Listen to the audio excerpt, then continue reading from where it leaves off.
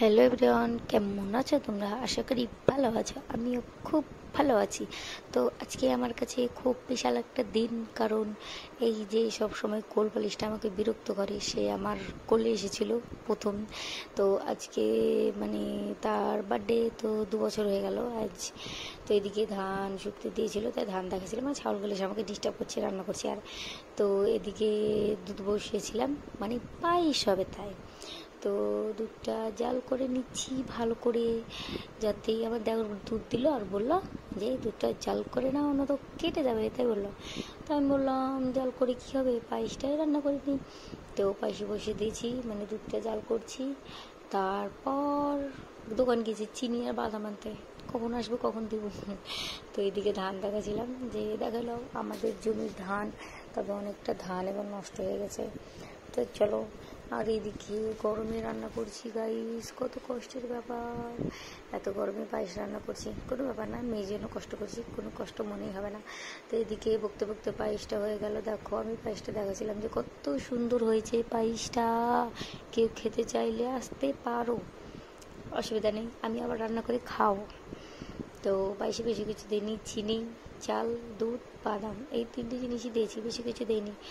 তো আজকে আমার মেয়ের জন্মদিন, আমি খুশি, তার থেকে বেশি খুশি আমার মেয়ে, কারণ কেক খেতে পাবে, তো তাই কেক আনতে গেছিলো, কেক নিয়ে চলে এসেছে।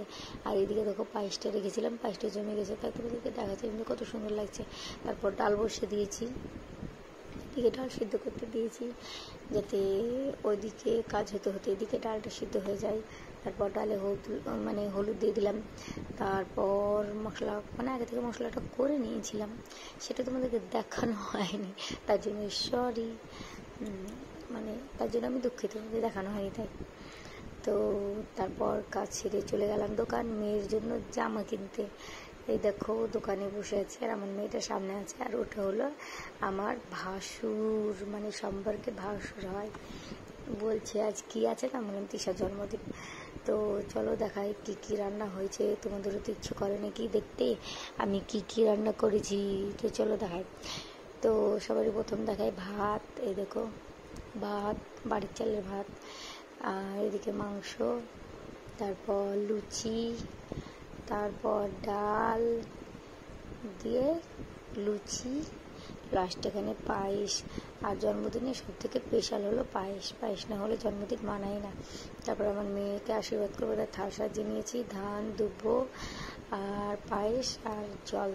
আর এদিকে সব রেডি করা হয়ে গেছে, এদিকে ডেকোরেশন করেছিল, মানে ডেকোরেশন করা ছিল, তো তোমাদেরকে দেখাবো বলে সেটা দেখানো হয়নি, তার জন্য দুঃখিত। আর এদিকে দেখো বেলুন ছিঁড়াছিঁড়ি ফাটাফাটি, সব ছেলে পুলু খেয়া করে। তো যাই হোক, এ করে হয়ে গেল। তারপর দাদু ঠাকুমা আমি সবাই মিলে আশীর্বাদ করে নিলাম, দিয়ে বললাম আমার মেয়েকে অনেক বড় হও, জীবনে অনেক কিছু করো। তো এদিকে কেক কাটা কমপ্লিট, তারপর সবাই আশীর্বাদ করে নিল, দিয়ে আশীর্বাদ করা হয়ে গেছে, মানে হয়ে গেছে না, হচ্ছিল। তো তারপর দেখো সবারই হাতে হাতে বেলুন, আমি ওটাই দেখাচ্ছিলাম।